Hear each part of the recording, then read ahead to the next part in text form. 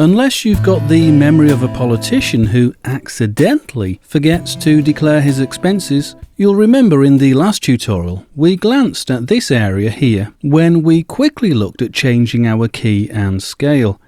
Well, that was a bit of a speed of light look at this area, so I'll look at it here at a more speed of dark look now. It's actually called the Edit Scale Display, and for obvious reasons.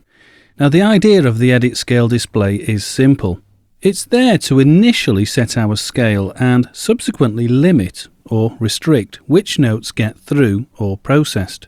Now, this is useful when working on one phrase, for example, whereby the notes in the phrase are 50% in tune and 50% not quite right and need help.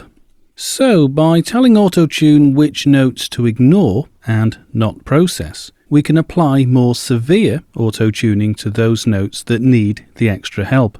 Now just note that it's displayed with our scale notes down the centre with two buttons to its left, bypass and remove.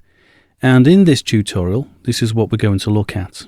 Let's deal with bypass first. Imagine, in our situation, the correct notes were A, C sharp and E from an A major key and scale setup. But the other notes required auto-tuning. Well, clicking on bypass for these notes, A, C sharp and E, means that these notes get through the process without being processed. So any notes at or near to A, C sharp and E will receive no processing.